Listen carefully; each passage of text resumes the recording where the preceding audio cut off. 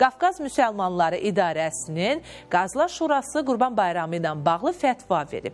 Bayram mayın 27-sinə təsadüf eləyir. Fətvada yer alan digər məlumatlarla bağlı Rəqsanə İbrahimzadə müsahibi vasitəsilə məlumat verəcək. Rəqsanə, buyur, söz səndədir.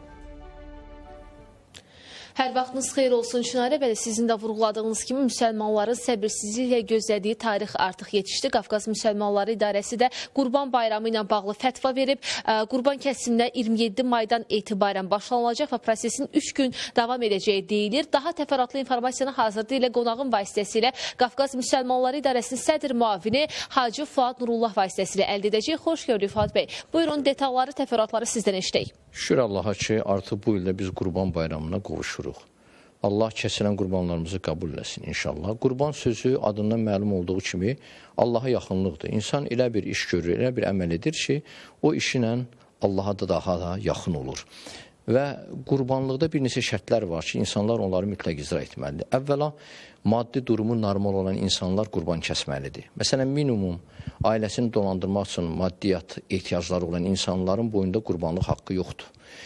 Yalnız Məkkədə olan insanlara vacibdir qurban kəsmək. Qalan insanlar savab bir işi, yəni Allahın bəyəndiyi bir işi görürlər, böyük bir mükafat almış olurlar. Yəni maddi imkanı normal olan insanlar bu bayramda ən azı bir xırda buynuzlu heyvan kəsir, sonra ondan yuxarı iri buynuzlu heyvandan kəsə bilər qurbanlığı, bir də dəvədən kəsə bilər. Bunu maddi imkanı varsa gərək etsin. Etsə Allah tərəfindən mükafat alar.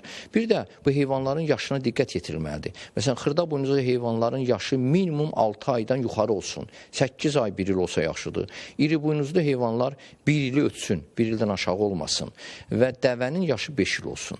Və bir də bu qurban kəsildiyi zaman və qurbanın bölünməsi nə cür olur? Həmin heyvan 3 hissəyə bölünər. Yəni dinimizdə, şəriətimizdə bu şərtdir. Onun bir hissəsini ailə özü istifadə edə bilər. Məsələn, 15 kilo bir heyvandırsa, onun 5 kilosunu ailə istifadə edə bilir. 10 kilosunun da 2 hissəsini 2 hissəyə bölür. 5 kilosunu yaxın qohum əqrabasında olan yoxsullara, imkansızlara, ehtiyacı olanlara versin. O bir hissəsini isə məhəlləsində, şəhərində, qəsəbəsində olan, ehtiyacı olan insanlara paylamalıdır. Və sadəcə qurbanlıqda bu əməlləri, bu işləri görməklə məsələ bitmir. Burada bir mənəvi dəyərlər də var ki, insan bu bayramda bir-birinə baş çəkir, bir-birini axtarır. Məsələn, bir ehtiyacı olan insana yarım kilo ya 1 kilo ət verməklə onun maddi təminatını tam təmin etmək imkanına malik deyilik. Yəni, biz ona bir sevinç gətiririksə, bu səbəb olur qurbanlığı ki, biz həmin ailəni axtarırıq, ona baş çəkirik, yoxluyuruq, onun başqa qayğılarla da, necə deyərlər, tanış oluruq, onun xəstəsi varsa ona dəstək olaq, övladının təhsilində nəsə ehtiyacları varsa ona dəstək olar. Yəni, bu əsl insanlıq dəyərləridir.